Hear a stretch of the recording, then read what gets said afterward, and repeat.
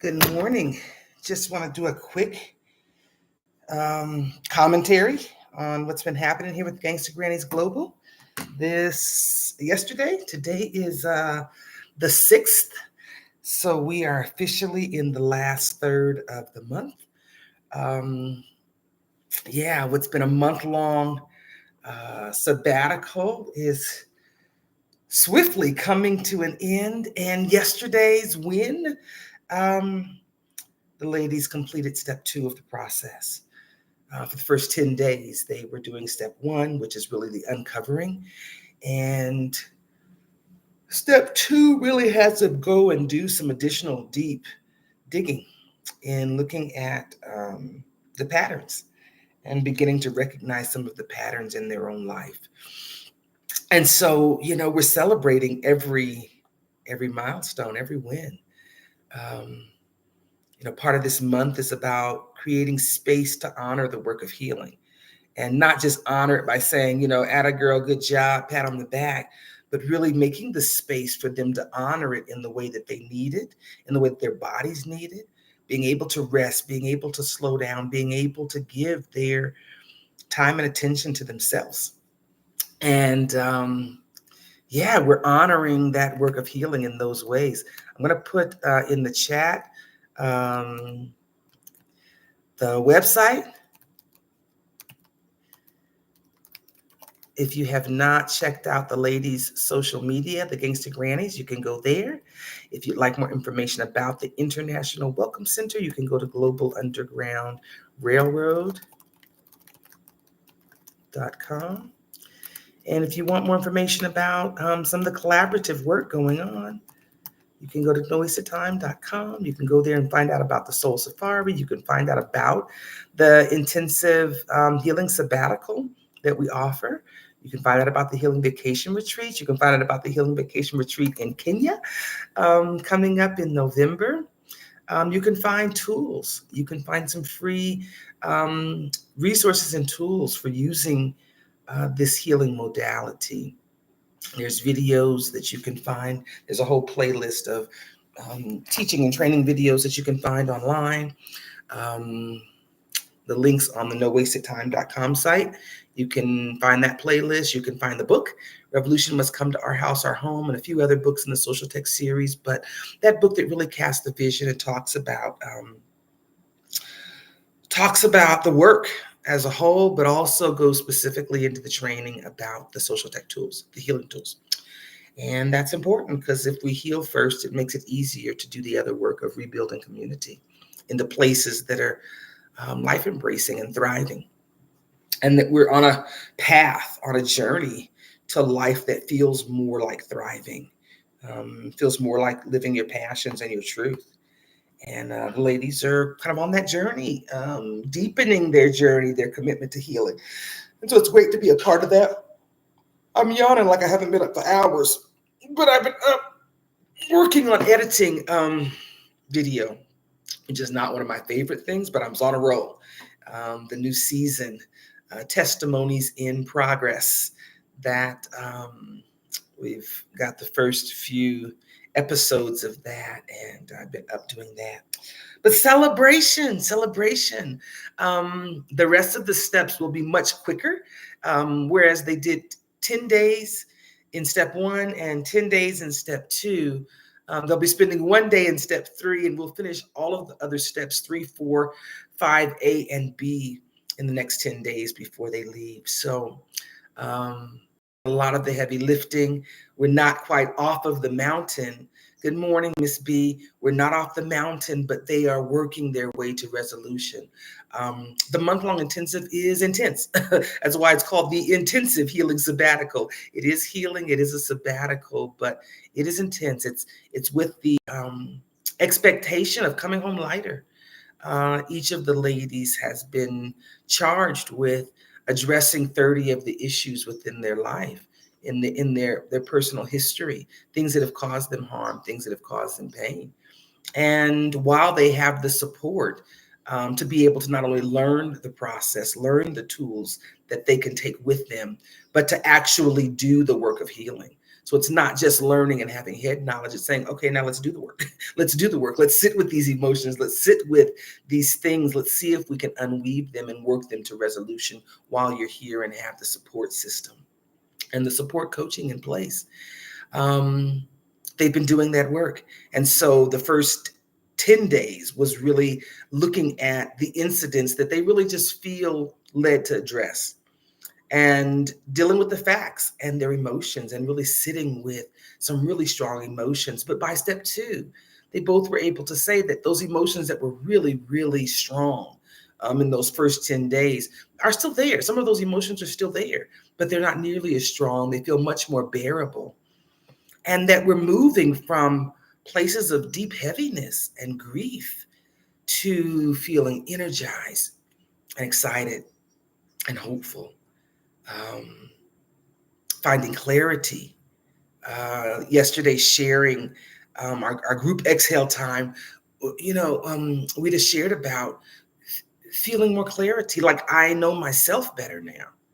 And that really is so foundational.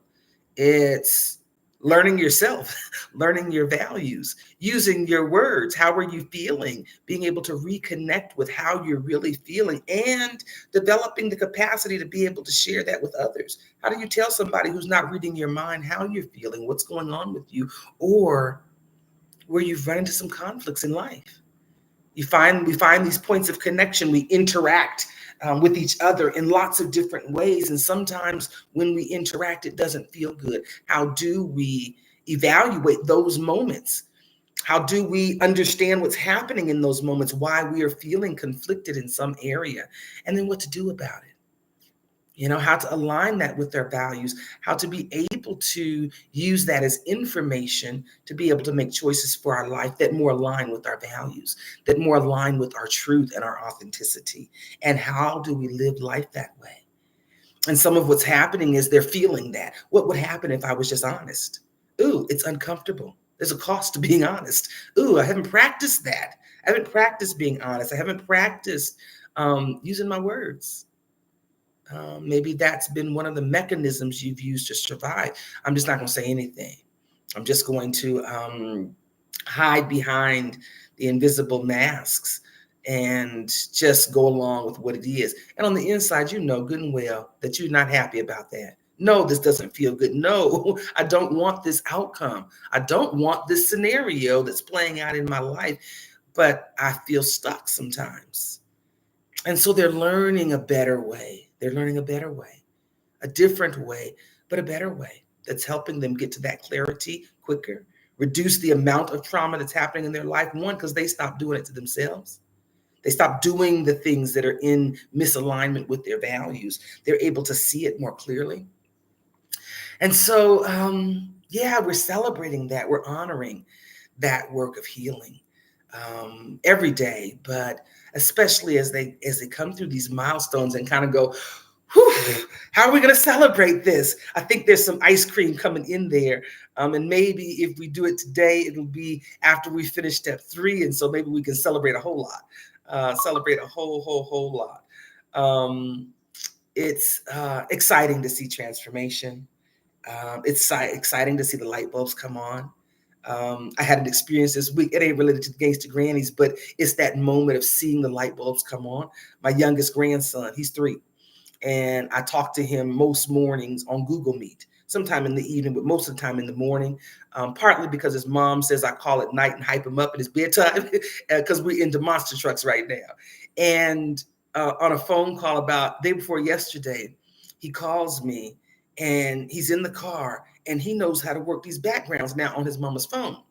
He's able to change these backgrounds and so he was doing it. And I said, well, let me see if I can get a little something behind mine and see where I go with that. So I was able to figure it out. He, of course, was able to figure it out faster. And I was just like, this little boy that could barely hold the phone and not hang up in my face, which is what he regularly was doing about 6 months ago. And now he's talking about astronauts, behind us. And we in the ocean because Grandma Blanket's scuba diving and he got the ocean water up. And we're seeing this and I'm seeing his transformation. I'm seeing him be able to communicate so much better. I'm seeing him be able to take that camera and turn it around so I can see his back of his mama's head while she's driving. He's able to communicate.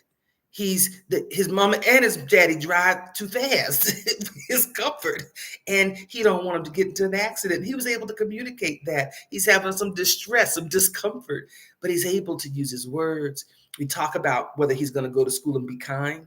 We talk about who hasn't been kind and be able to talk about that, and that he's going to be a kind boy because that's the kind of boy he wants to be. He wants to be kind to people.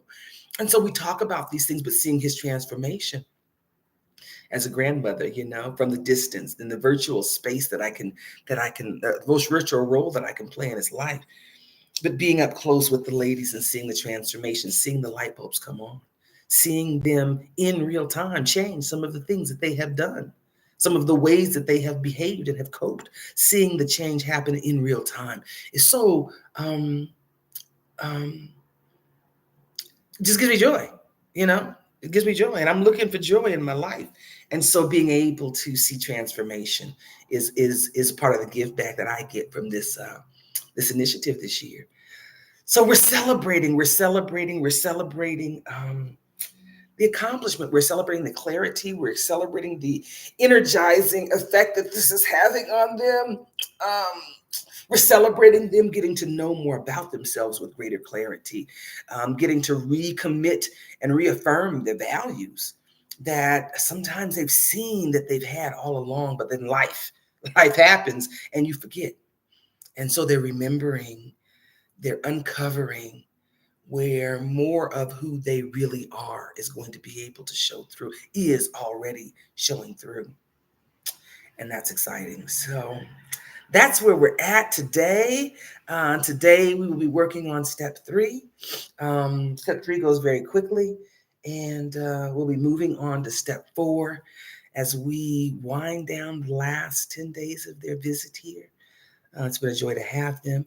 They've been out exploring on their own. They've been connecting in the neighborhood, going to the neighborhood restaurants, the tiendas, using their Spanish, using their communication skills to communicate effectively, even in a foreign country with a language that's not native to any of us. They're doing the work. They're tending to themselves. They're seeing what they need. Sometimes that's quiet and aloneness. Sometimes it's to sit in the park. Sometimes it's to walk through the neighborhood. They're doing those things. Sometimes it's celebrating the wins. And I think we got some plans for that too. So, yeah, short commentary today. Honoring the work of healing. We end the circle time, our Sankofa circle, with a quote by Maya Angelou. It says, "We delight in the beauty of the butterfly, but rarely do we admit to the changes it's had to go through to achieve that beauty." And that's really what transformation is about. Like, we want the end results, but this is about honoring the work to get there, the willingness, the courage to do the work, especially for older women. And that really is what this Gangsta Grannies Global Initiative is about this year. It's about saying, how do we support older women, especially, who have chosen to deepen their healing journey, commit to a healing first kind of lifestyle, and what would happen if we helped equip them with better tools. We need older women in our communities. We need the nurturing and the support that they offer healed women as a pillar of community, as support cornerstones. We need that. So that's what this initiative is about, and these ladies are doing the work, and we're honoring it. So thanks for sharing. If you haven't checked in on them, go to gangstagranniesglobal.com, find their social media. They both are on Instagram. Danielle Brooks and Weta Patton are on Instagram. They also cross-post sometimes on Facebook, and occasionally Danielle posts on her YouTube channel. So go find them and support their healing journey. If you'd like to know more information, the links are in the chat. GlobalUndergroundRailroad.com is the website for the International Welcome Center. NoWastedTime.com is our collaborative page. You can go and find lots of information and links and resources, information about the Soul Safari or other kinds of offerings that you can come to Cuenca and participate in. And yeah, thanks for sharing. and have a great day. Live life fully today.